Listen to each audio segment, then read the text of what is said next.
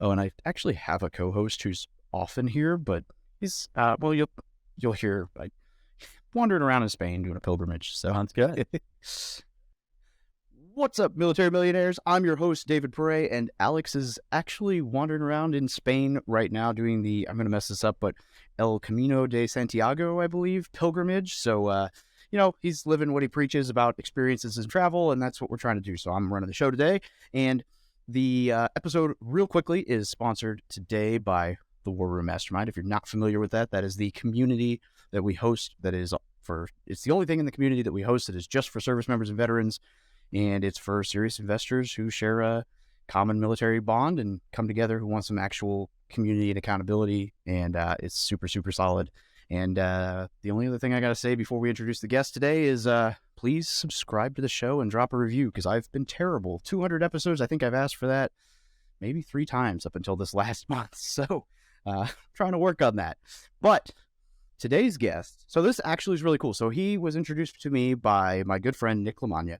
And I've gotten to a point in life where if Nick asks me a question or suggests something, I basically say yes, because every time I do, I end up in like another state at a really cool opportunity or talking to someone really cool. And today, our guest is Tim Calise, and he has a super, super exciting story that I'm actually really excited to dig into, because I think I'm going to learn a lot out of this, and I know you guys are as well. So for starters, he raised over $325 million before the age of 25, which is just incredible. But then he also was a key member of the executive team over at GymLaunch, which, for those of you who aren't familiar, is with this little known guy named Alex Hormozi that's just blowing up the internet right now. He's also launched multiple service and technical businesses over the last 2 decades, but now he's helping CEOs and 7-figure companies avoid costly mistakes and build simplified, sellable businesses in just 24 months. So today, what we're going to talk about, well, really is all of that, but also what makes a successful entrepreneur in a sellable company. And we're just going to have a lot of fun. So Tim, thanks for joining us, And man. David, thank you for having me. I really appreciate it. That was a kind intro, and looking forward to hopefully dropping a few nuggets for your audience. So thank you very much for having me. Yeah, man. So, okay, so I'm going to drop off. We're going to start with something. I'm trying to ask oddball, bigger questions before we dig into stories, because I think that's fun. And so today, the question I want to lead off with, having been around bunches of businesses that have been built and sold and everything else, right? People love to talk about success and what makes like a successful entrepreneur and all this other stuff, but it's always tainted with like survivor bias, right? Like that person who made it. And the irony, right, is that all the stats say like 90% of businesses fail in the first 5 to 10 years. So I'm curious if you've noticed any common traits amongst the entrepreneurs who didn't make it. Like if there's something you've been like, aha, that guy's screwed. Yeah. Or that has stuck out for the non-survivor bias. Yeah, absolutely. It's a great question. So I'll answer it in 2 ways. So one, I think, is behavioral, and the second is kind of more tactical. I think from what I've seen, and especially as we sit right now, entrepreneurship is like a hot topic, right? It's super sexy. Everyone wants to break away and start a business, and it's all I have to do is have a web page and an Instagram account, and I'll have Lamborghinis and private jets, right? That is kind of where we are right now. Entrepreneurship has become synonymous with kind of the show, right? The reality is, I think grit and determination, as you could probably speak to, are key especially in the early stages, because I think the idea is you kind of launch a business. There's lots of people that launch an idea, usually ill-formed, and I'll talk about that in a second. But the second they get punched in the face, it's over. And so the folks that I have seen be most successful are the ones who are prepared for the fight. And, the punch in the face is just, a time to reflect, reorient, and move forward. So, most businesses fail in the first 12 months. That usually means you don't have the stamina or the capacity to continue on after that. It's like, I thought this was going to be easy. It's not as easy as I thought. Competition is there. And so I'm just going to fold up shop and go back to doing something else, usually with certainty. The tactical side, as I alluded to earlier, is I think, and I'm on record saying, stop writing business plans. I think the formation idea is like, I'm going to sit behind a computer and I'm going to write out how the next 3 to 5 years is going to go. And all I have to do is, go A to Z and I'll have success. Like, that's not how the world works. So adaptability and the ability to, take information, create more of a testing methodology has shown to give you, to certainly level the playing field, but also stack the deck in your favor. Not to mix analogies there. Well, that makes me feel a little bit better because when I launched everything I'm dabbling in right now, there was definitely no business plan. Now I'm probably too far the opposite direction, where not only was there not a business plan, but I had no idea this was going to be a business. It was just like a blog, and I'm just kind of documenting my journey, and then it morphed over time. But I definitely was just, let's try this. Maybe it'll work. Let's try this. Maybe it'll work. And I was able to stick to the things that did work and drop the other stuff. But that was, I think, kind of more on accident than by design. But I remember people telling me, like, what's your vision? What's your goal? What's your plan? What's your, business plan? What's your this? What's your that? And I'm like, dude, I have a full-time job. I have a blog and a podcast, and I don't know what's going to come with it. I don't have anything. Like, I'm having fun. And it has done all right so far. So, well, I was a big believer and a big follower of Tony Hsieh, who was the co-founder or founder of Zappos. And, you take someone who had a perspective on the world is to say, I don't know what we're going to do in business, but our core product is going to be basically a customer service type experience. We are going to be phenomenal at taking care of the customer, and that will carry us far. Amazon obviously famously started with books and expanded from there. So, I don't think you necessarily have to have the whole idea mapped out till eternity, and your kind of iterative approach, I think, is really smart, because the market is showing you what it wants, and you can kind of continue to morph what you want to do with what the market wants you to do, to find success, along the way. So, but there has to be a core value proposition you're bringing to the marketplace. Absolutely. That makes sense. Well, I like that. I appreciate that answer. So, if you'd like, we can go and do a little bit more backstory. I'd be curious. So, I mean, $325 million by age 25 is quite the, I don't want to say claim, because that makes it sound like, you're making a claim, like you did it. How did you get into that world? And then from there, just what made the transition more into the business space? I mean, those are I guess they're kind of similar, but they're not exactly, hand in hand. Yeah, no, you're spot on. So I grew up in New York on the North Shore of Long Island, and I escaped without the accent. But I was raised in an environment where my dad was in the finance industry. But and I don't know if you've ever, I think who here hasn't been in a position where they felt like there was a way things should go. And as a young kid, I felt the invisible pressure of, you become a doctor, you become a lawyer, you kind of join a bank, something like that. And it just never fit.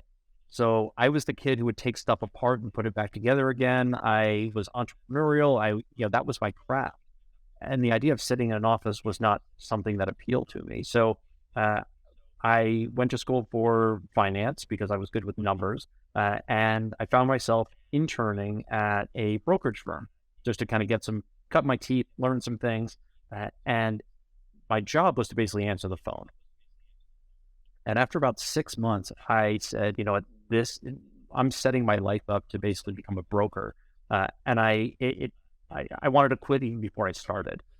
So I walked into my boss's office, and I am so thankful that I had a mentor at that time who supported what I had to say. And it was, how do I get on the other end of this phone?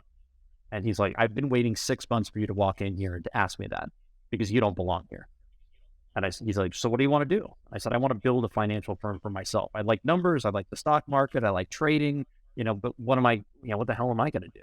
And he said, I have a friend of mine who is good at being a portfolio manager, but does not want to run a business. I'll put you two in touch, and if something happens, great. So he and I got together, and he said, I'm starting this fund, but I have no interest in doing anything else. Do you want to come and work with me?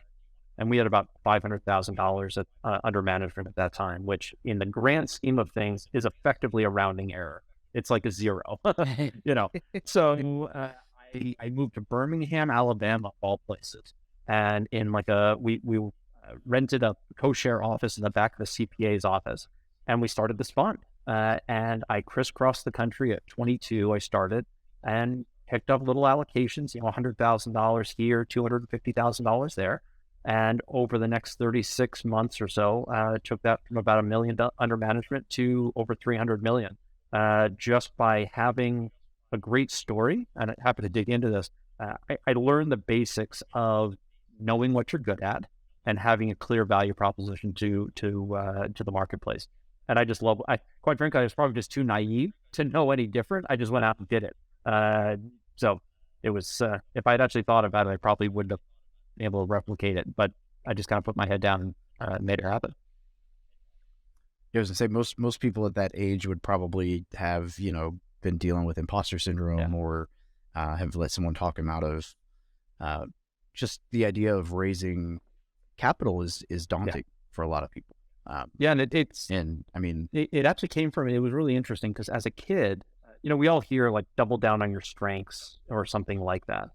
My strengths as a kid were, I was always more comfortable talking to adults than I was to my peers. So I had that, but I also skewed more towards the kind of sensitive side. I was not the gladiator, which when I went into that investment business, it actually helped me tremendously because the rest of the marketplace was all bravado, big suits, the whole exactly chest thumping. It was like, you should thank me for taking your money. And so I sought out to flip the script. Mr. and Mrs. Smith, you're going to give us $250,000 of your IRA, your retirement accounts. This is the result of your, hard work over decades. I want you to know two things. One, you're never going to go to sleep at night wondering if your money is safe. And number two, we're never going to lose your money.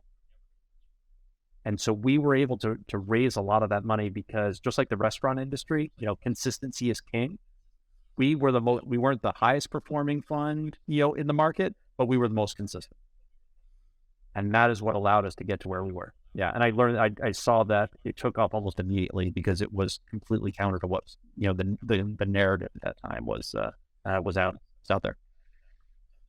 I think that's huge. And you say that, but that's absolutely, I make fun of syndicators and a lot of those people in the capital raising side of the world for that reason. And I love, I can raise or I have raised, a couple million here and there for various projects or my own flips and whatever.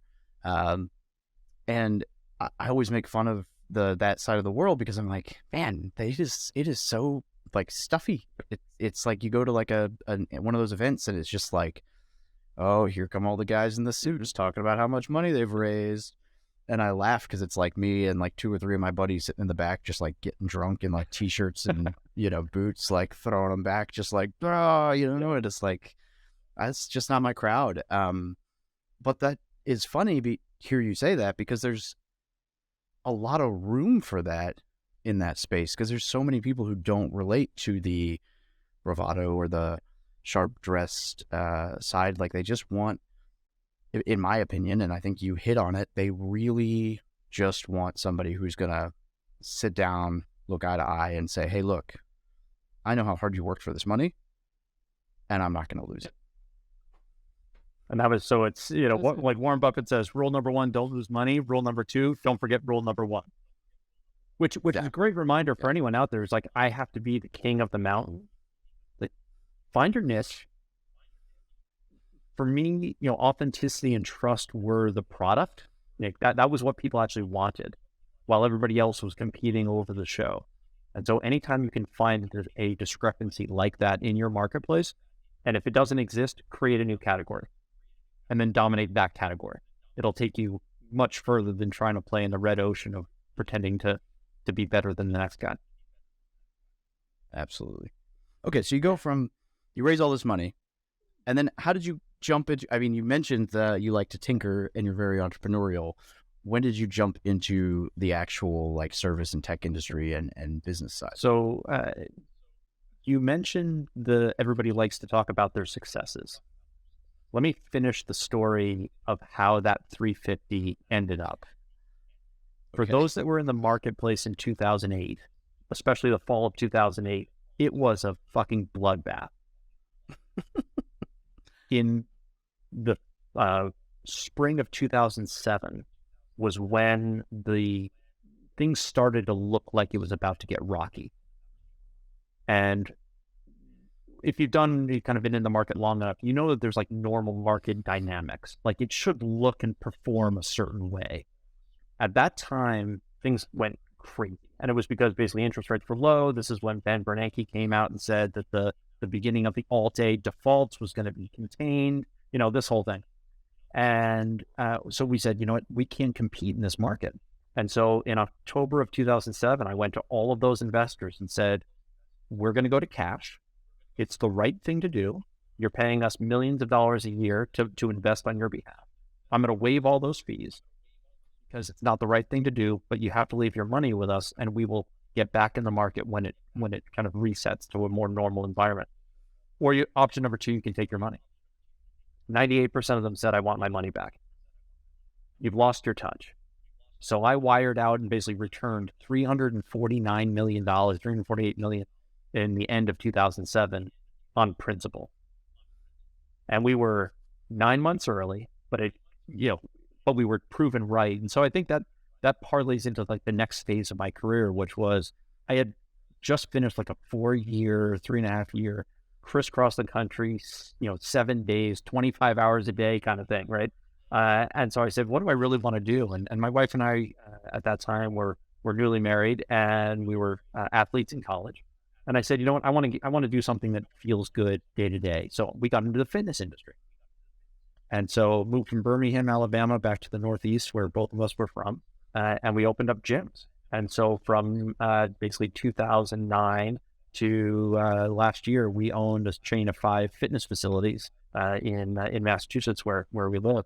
And that introduced me to, that's how I met Alex Hormozi over at GymLaunch. But that was the transition. And amongst that, there was a technology component, which I was deep into as well. So I think at that time, it was just, what do I want to do with my life after feeling like I did all this work without having the payoff, if you will.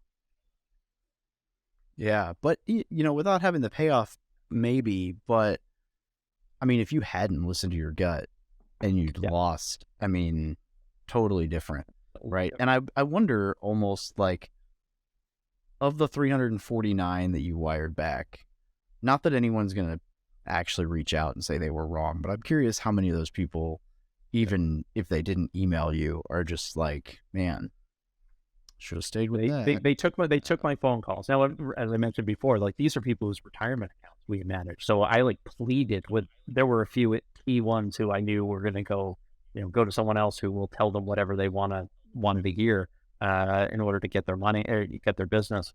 And I just said, please, whatever you do, I might be wrong, but just don't go do something. Don't go the other way. Go bonds. Right, exactly. Like don't lever up, please. Go to cash, be conservative. And a number of those people did reach out afterwards and say, it's you told us you told us what you believed to be true at the time, and we should have been more open to it. But this is, I mean, they wrote movies around this, right? Like nobody else was thinking. Not many people were thinking in the terms of how bad it could have gotten, and so quickly. Well, and it's it's the crux of all investing, right? When things are hot, nobody wants to listen to it. It's tulip mania. That's exactly right. Nobody wants to. I've got that freaking thing framed in the other room. I when Dogecoin took off 2 years ago, and I actually made pretty crazy return on that. I put $200 into it, not because Dogecoin was mania, but when I saw that somebody had made a coin about that, I was like, that's hilarious. If that gains traction online, that's going to blow up. And I put $200 in it. And then I forgot about it. Like 6 months later, it blew up online. And I was like, oh, that's funny. I wonder if I still own that. And then like 2 days later, Elon tweets about it. And I was like, oh, that's got to be good. So then I went and looked at it. My $200 turned into like 14 grand. And I was like, and we're out. We're out. And then it went up to like $1, and I was like, I would have been like $60,000 or something like that, but I don't care. I took that as a down payment for a duplex that I then turned around a year later and sold with no capital gains or with, a 1031 into, anyway, blah, blah, blah, blah, blah. But it was just lucky gambling. There was no intention of that actually. I didn't jump in because of hype, but so many people waited until it was too late. The hype is there and now they're whatever. And that's just how the market works. Once the hype is there and it's hard to convince people, hey, you might want to pull back on that or even just sell a little bit as you're sell the principal out as you're going up so that you're not. But man, emotions.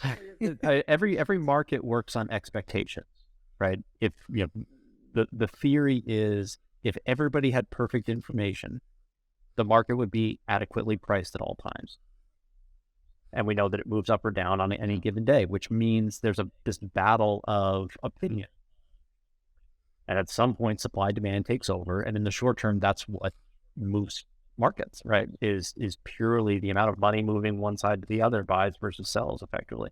Over the course of time, it matters. But in any given day, in any given week, those forces are significantly stronger, especially today with the advent of technology.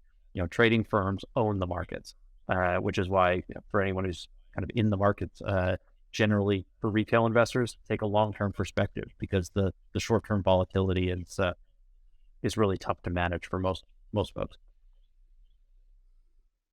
Yeah, that's awesome. Okay, so all right, curious. So you've coached a bunch of 7-8 figure entrepreneurs how to scale their business and how to make them sellable, and that's kind of your jam right now. What are some of the top strategies that or principles that you believe help make business? What are, I guess, some top strategies that I usually frame things as service members or veterans, but entrepreneurs can use to help grow their business into a successful or sellable business. I guess what kind of separates a sellable business from a not, as you're looking at it? I know that's not easy to distinguish when you're looking. Yeah, it's so from the owner's side, I guess. Well, first of all, perspective is an amazing thing. Right? You and I could look at you could look at my business and probably point some things out that I can't see. I mean, that's the nature of perspective, right? So as I work with folks, the number one thing that most people want, at least in the short term, is it comes out of cash flow. I'm not making enough money. I can't hire enough people. I generate revenue, but there's not enough money left over at the end of the month. All of those types of things are symptoms that reflect a cash flow problem in the short term. And to have a sellable business is usually, especially for owner operators, it's I'm working all the time and I'm doing everything. And I don't have enough money to buy back my time and hire others to make my life better. So the first thing that I look at is to say, well, how can we increase cash flow? And there's 3 things that we look at. It's price, it's product, and positioning. Because just about everything that a business, and my kind of sweet spot is service businesses under $5 million a year in revenue. The thing that most of them need is to differentiate themselves in the market, to be able to acquire customers at a profit, and increase the margins of their business. So if you're, the difference between what you're selling for and the cost to deliver it, or even the operating expenses, those are the 3 things that we look at kind of to drive increased cash flow. And then, so that's the price, positioning, and product are the ways that we're able to influence those. Yeah, that makes sense. I think positioning is, that's probably the sneaky one that people don't, I think product and price people probably think about a lot more, I would imagine, than the positioning one, right? Because it's funny. So I, use myself as an example as we go through all this, but I always made fun of, but the people who on Instagram who come out as a expert right out the gate, and they've got 2,000 followers, and they're I'm an expert at this, and I'll teach you all these things, and I have this incredible branding guide, and I look incredible online, but I have 3 likes on my post, and I've bought 1 rental property, and I'm going to teach you how to buy rental properties. And I'm you're doing this wrong. But then there's the other side which is like me, which was like, I'm going to document my journey. I created this like $50 crappy logo off Freelancer, and we're off, and we're not teaching all this stuff. We're not an expert. We're just positioned as like, hey, follow along. And the community blows up. And now I've got a business that's doing, it fluctuates wildly because it's a online business, but anywhere from $20,000 to $50,000 a month gross. And, if we're not counting the houses that get sold, because that just throws the numbers off even more. And it's doing all right. And expenses are fairly low for the most part. And things are doing all right and whatever. And, but I still have crappy logo. And I realized like last week or last month, I'm like, it's finally time to actually do a full branding guide again and rebrand and make sure that my mastermind and my other thing, and they all, like my book is one color scheme and my logo is another and my mastermind's a third, and like they're not all cohesive, and like I'm not positioned in the way that I should be right now. And that's like we are the largest military real estate investing community in the world, and we probably should look like it. And so that's it's good to hear you say that, because I'm not going down the wrong tree. No, and I know you had Ryan Pineda on at some point recently and talk about a guy who's exhibited and shown what it looks like to build a scaled business. And I think the thing that he's done phenomenally well is each of the components of his business complement the other, and that integration and that alignment is phenomenal. And so, and just to get back to the positioning piece, at GymLaunch, we pioneered what is now fairly common, which is a 6-week transformation challenge in the fitness industry. So prior to that, so the positioning for a gym used to be, and you've probably seen this everywhere, a free session or a free day or something, and it's generally free because it needs to be effectively a low ticket offer to get somebody in the door. Now we could say, well, okay, we're not going to do a free thing. We'll do like a $9, day or something like that, a pass or something. We went completely the opposite. We went to a $600 6-week transformation program. And at the time you could go, well, most people are challenged to sell zero, a free offer, let alone a $600 offer. You guys are crazy. Like, that's the point. We positioned our gyms as not gyms, they were transformation studios. And it's different. A free gym is like, well, I'm not going to go anyway. So it doesn't matter if it's free, because most people just, will never attend, right? But what most people want is the transformation. So we go, okay, we're not going to give you a free membership. We're going to give you movement, nutrition, and accountability. That's actually what I need. And so you flip the positioning through pricing and having a product stack that supports both of those. So I think that's, for anyone who's listening, it's like, if you feel like you have competition, you just haven't defined a new category yet in a way that allows you to differentiate yourself. So, and David, to your point, you could just be a real estate company. There's thousands, tens of thousands of those, but the process of niching down and representing, the authenticity of who you are and what you represent allows you to stand out in the marketplace. So lots of lessons to be learned there, and you're doing it right. You're on the right path. I can't hear you talk about gym memberships and not. I think I actually brought this up on the show like 3 weeks ago. We were interviewing someone, and something similar came up using gyms as an analogy. And every time I hear it, I just recently with my wife watched this Friends episode where they're trying to cancel their gym membership. I don't know if you see that. I love it. And like they go in and they're like, we're going to cancel our membership. And they've got this really hot chick. They're like, oh, hang on. We'll bring out the lady you have to talk to about canceling. And she just stands there. Exactly right. Yes. I need backup. I'm bringing a friend in. And then he ends up signing up for the gym. And I'm like, exactly. That's what goes through my head. I'm like, yeah, that's exactly what gyms do. It's like the weirdest. Oh my gosh. But you're right. Yeah, that's a totally different model. But it's what you're selling. It's the positioning, and it's exactly that. You're selling the actual need and the actual want rather than the, building. To know if you're on the right path, look at features versus benefits. If you are selling features, chances are you're not selling the right product. Benefits look like instead I could say, let me tell you about all the equipment we have in the facility. That's a features statement. Let me tell you about what class times there are. That's features. The benefits are, let me tell you about how your body's going to transform. Your spouse is going to look at you like they haven't looked at you in 20 years. Your friends are going to be jealous because you're the hot one. Oh, it's completely different. I could tell you, stand on your head. If I could deliver that result, we used to call it, sell the vacation, not the plane flight. And what that means is, like, if I told you you're going to Hawaii, you'd go, oh my God, this is amazing. Or pick your destination of choice. I wouldn't say, so David, here's what you're going to do. You're going to, pay hundreds of dollars for a ticket, and then you're going to get up at the ass crack of dawn, and you're going to go to an airport 3 hours before, and you're going to take your shoes off, and someone's going to scan you, and then it's going to be super uncomfortable, and you got to, you'd never go. Yeah. So you have to think about, how are you future pacing your customer towards the destination they want to end up in. And every business, every value-based business is like that. You got to get them somewhere. They want to go somewhere, and how do you take them there? Yep. I love it.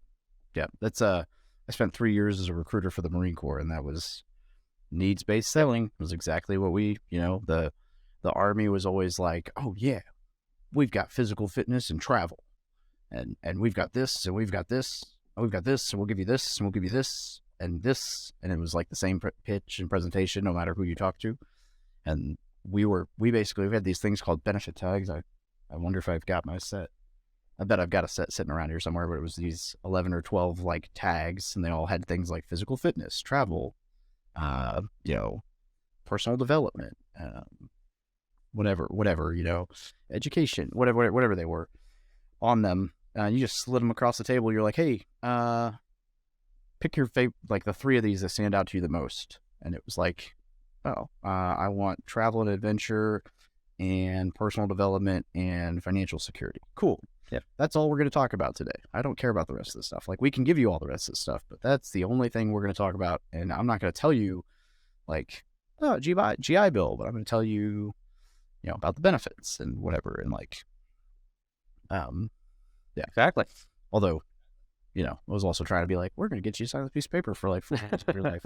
So little different than 6 weeks of, here's, $600 6 weeks. It's like, you don't have to pay anything, but you're not going anywhere for the next 4 That's years. right. That's right. So we'll pay you a little bit. But I also think it's a great gig. So I loved it. It's easy to sell when you believe in it. Super important. How many people I agree. are not aligned in that way? Yeah, I know, you can feel it, right? When sales guys are desperate or needy. Okay, so when it comes to business, right? When you're looking to sell, I mean, we've got the price, product, and Positioning. Positioning. There we go. I was like, it's Yep. P. I know what it is, but but when you're actually looking to sell, right? So if you're trying to maximize valuation, finding the right buyer, smooth transition, there's a whole lot that goes into that. I mean, it's, as far as maximizing valuation, like, oh, you reduce expenses, you do whatever. But what are some, like, if I'm trying to, so, we like to play the net worth game and like, ooh, at a this multiple, I'm worth whatever game, a lot of people. But when it comes to actually selling a company, and you're like, it's time to do this thing, what are some like common steps that you find people just aren't ready to? You're looking at the business and you're like, dude, this is a mess. Like, we've got to fix these things before we can even take this thing to market. Yeah, I think so. Timing is one of the most important things. People wait too long, because what happens is, Interesting, a business is growing nicely, and then it starts to plateau a little bit, and then it's like, wow, the future doesn't look as good as the past, so now is the time to sell. Well, guess what? The buyer's going to come to the same conclusion you just did, and they're going to discount the value of your company because the future looks different than the past. So where you want to sell is when you think that things might slow down, or whatever it might be. You'll hit a critical point probably in the next 12 to 24 months. You want to start the business sales process then, so that you are selling while the growth rate is still the highest. So that's the first. And that is a very common misconception. You're selling out of like, I just want to be done with this, or I've gotten bored, rather than maximizing the timing of it. The things that are generally hardest are entrepreneurs or business owners that think that they are the center of the universe. If everything revolves around you and you don't want to remain in the position you're in to work for someone else, that's why this process takes 12 to 24 months, generally speaking, to complete, because we have to put the processes in place and we have to find the people. So not everything revolves around you. And buyers absolutely will kind of stress test your business in their own way to see how much risk they're taking on by buying the business if you're not involved. And that's a key differentiation. A lot of business owners want to sell and then be done. If that's the sales process, like hand me a check and I'm out, that is what most people envision. That needs to be prepared for, versus a sale, which is you buy the business and then you give me an employment contract for a year or two. Those are very different scenarios. Most sub $5 million a year revenue businesses are the first category, primarily. Yeah. That makes sense. Interesting. Yeah. Cool. So, all right. So that kind of covered, I guess, my next question, which would have been some unexpected challenges. But, I'm curious, you kind of mentioned this, and so I'm guessing this isn't as odd of a question as I thought it might have been, but I'm curious what you see most of these guys do after they sell. So assuming they're not on an employment contract, like, my guess is that a lot of these guys sell a company thinking they're going to be like, oh, I made it, I'm going to sit around. And then they get really bored and they go again, because they're like, I had a good friend of mine. I once heard him say, anyone who can retire early won't. And his whole point was essentially that, like, those of us who are crazy enough to want to start businesses and do all these other things aren't usually the type to just slow down and sit on the porch and sip lemonade. So I'm curious what you see these guys doing after they sell business. Yeah. So I believe, kind of you go from the entrepreneur kind of field into now you're more of an investor to some extent. And at that point you have a clean slate. So you can jump back over the fence, back into the entrepreneurship pool, or you can remain an investor. And so what you'll see a lot of people in, especially in the real estate industry, you'll see someone will sell a company, they've got some assets, they start buying real estate, they're looking for cash flow, and that gives them options. I think that's what most people want, optionality. They just don't want to be forced. If you could remain, quote unquote, before you retire, if you could do what you want when you want and still work, most people would take that deal, because you actually don't want to sit, drinking Mai Tais on the beach all day long. It actually gets kind of boring, right? And we're just wired to do. So what I see people do is, for a period of time, I encourage people to kind of just settle for 3 months, 6 months, whatever's appropriate. After you have an exit, assuming you can do that, and then see how you feel. Because you kind of get into the idea, the novelty of the whole thing. Like, I can, sleep late and do all these things. That usually lasts like a week. And then after that, it's like, okay, I'm bored to tears. What do I want to do next? The question then is, what do you do? I have found that the most successful people in the world will go back to what they know. There is a group of people who will make money in one industry, and then they'll go and start restaurants, or, I started a technology company. I made a bunch of money. Now I'm going to go blow it in crypto and some other things that I just don't even know. That is a minority of people, but it is quite common, right? So I encourage folks to kind of take a second, see what you want to do. Most people are like, all right, I'm ready to go back in now, coach. Like, okay, go back doing something that you're familiar with, because it's that adage, the compounding is the eighth wonder of the world. If you know how to do something, business means you know how to do it reasonably successfully. And if you want to learn something new, then go find a partner and go do something new. So I think that itch that needs to be scratched is the creative element, like I need to manifest an idea into reality. Wayne Huizinga is a great example of this. I think he bought and sold 4 waste management companies in his day. And when he was asked why, he goes, it's the thing I know. So I'm just going to go do it again. and Waste Management was, a multi-billion-dollar exit. So you kind of go, where play to my strengths, right? Instead of, starting back at step one every time. I like that answer. And I mean, it makes sense because, yeah, you see people dabbling in things that they just don't really, it's just not their jam. And you see them getting hurt. It was interesting. You kind of mentioned the crypto thing earlier. I almost kind of joked about it because we were talking about like young entrepreneurs or something. And I was thinking about it the other day. This is totally unrelated, but the other day I was like, man, I keep seeing, it was when you mentioned entrepreneur being a buzzword. And the thing that flashed through my mind was how recently I've noticed kind of an uptick in like I have a fancy car and I'm 20 something and I'm a, entrepreneur. And usually it's like a digital marketer of sorts. And you like dig into it and it's like crypto NFT something. And it's like there's like this small niche of people who like kind of made some money in the gambling on NFT crypto space, but they have like nothing else to fall back on. And now they're trying to, it's an interesting, I've seen it a little bit on, maybe it's just the people I follow online, but I'm like, man, I kind of wonder what, like, I hope they find something to parlay that into, because from the outside looking in, I'm like, man, I sure hope people don't buy that as a like coach. Cause it's like, oh, you might've made some money as a, digital marketer on the hype, but it was luck. And I hope you acknowledge the role that the timing played in that. I mean, those dynamics, right? Like when I was younger, it was, Saturday mornings before cartoons came on, it was like, options trading or something like that.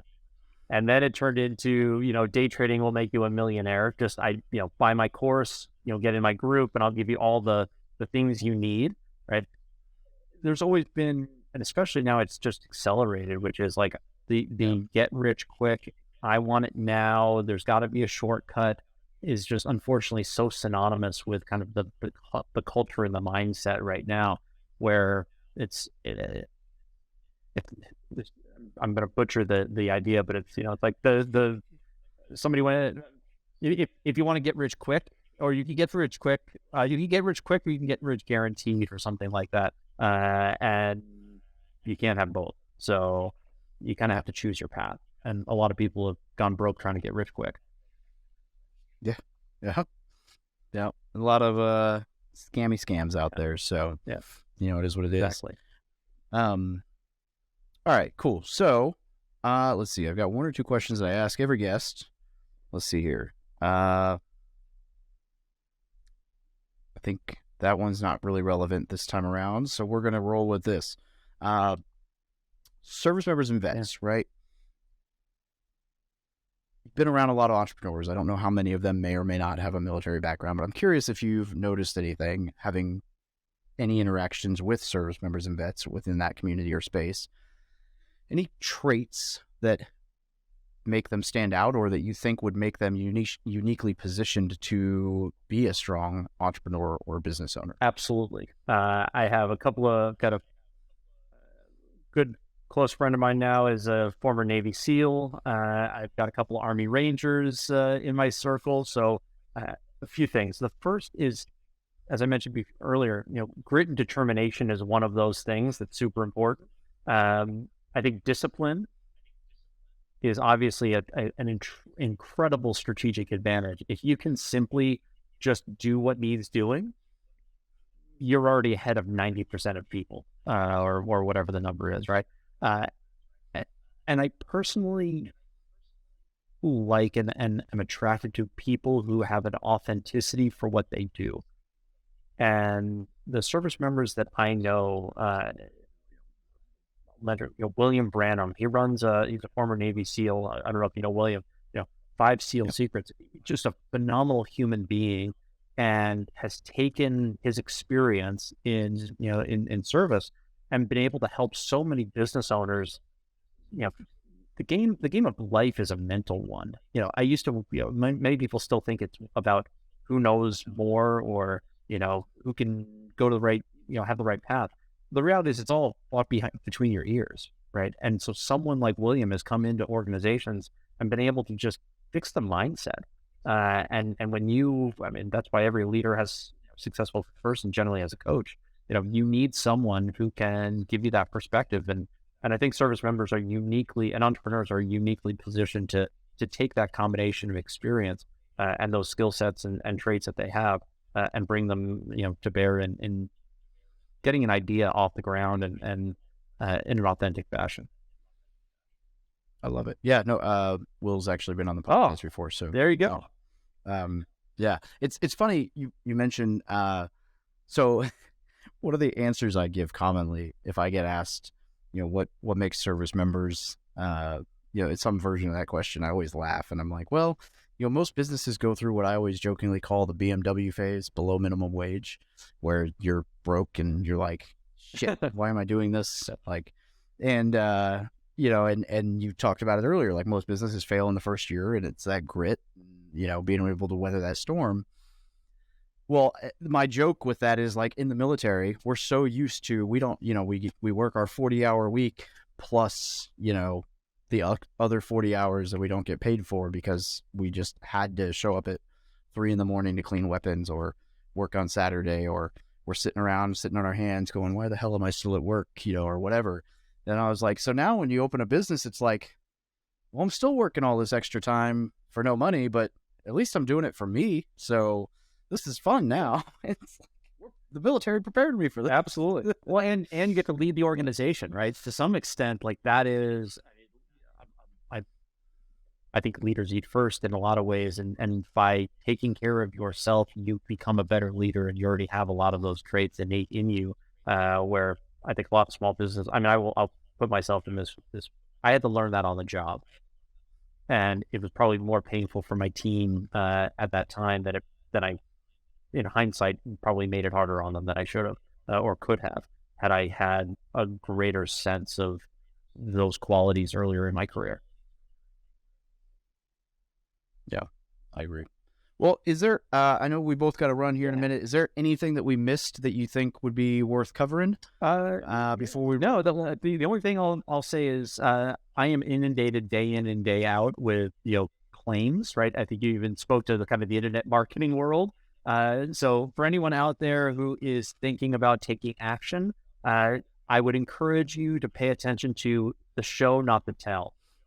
People can say whatever they want to say, and I believe in, and this is something I've done in my business, is I give away all the information for free.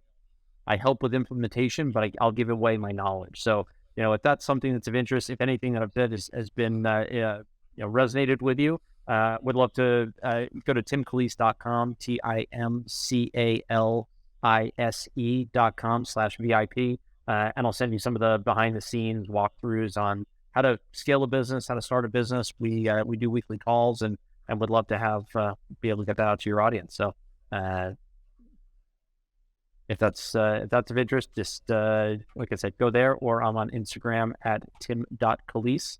And if you DM me MMP from Military Millionaire Podcast, I will I'll throw you guys a special gift. So shoot that over if you're listening. And I'll send your audience a little something.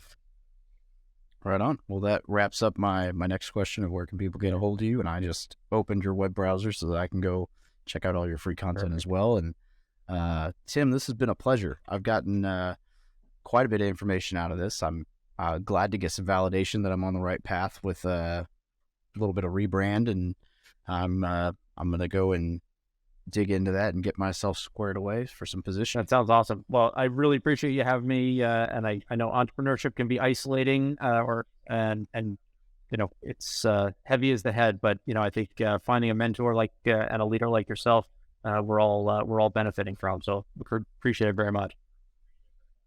Well, thank you very much, brother. Have a great day, and I'll let you know when the show goes live. Sounds good. Thank you so much.